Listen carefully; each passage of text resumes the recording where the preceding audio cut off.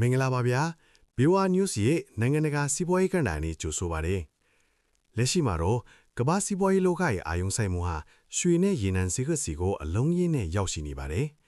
နိုင်ငံတကာပထဝီနိုင်ငံရေးတင်းမာမှုတွေကြောင့်ရွှေဈေးနှုန်းဟာတိတိတတ်တာကိုတက်ရိပ်ပြနေတာပါယင်းဒီမျိုးနံတို့တွေဟာသူတို့ရဲ့ပိုင်ဆိုင်မှုတွေကိုအန်ဒီယေကင်းအောင်ဘေးကင်းရအရက်လို့တင်စားကြတဲ့ရွှေဈေးကွက်ထဲကိုပြောင်းလဲမျိုးနံနေကြတာကိုတွေ့ရပါတယ်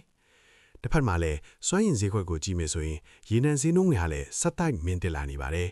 အထူးသဖြင့်ရေနံအထူးထွက်ရှိရာဒေသတွေမှာမတည်ငြိမ်မှုတွေရှိနေကြကြောင်းရှေ့လောက်ရေနံတင်ပို့မှုလမ်းကြောင်းတွေမှာအခက်အခဲရှိလာနိုင်မလားဆိုတဲ့စိုးရိမ်ပူပန်မှုတွေကဈေးကွက်အပေါ်ရိုက်ခတ်နေတာမျိုးဖြစ်ပါတယ်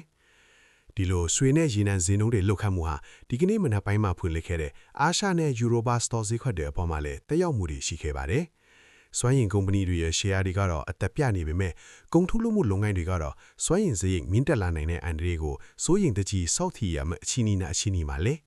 ဒါကြောင့်မလို့အခုလိုကမ္ဘာစီးပွားရေးမတည်ငြိမ်မှုတွေကြားထဲမှာဘေယိုဘန်ဒီကဘယ်လိုငွေကြေးမူဝါဒတွေနဲ့တုံ့ပြန်မလဲဆိုတာကတော့ဆက်လက်စောင့်ကြည့်ရမယ့်အချက်ပဲဖြစ်ပါတယ်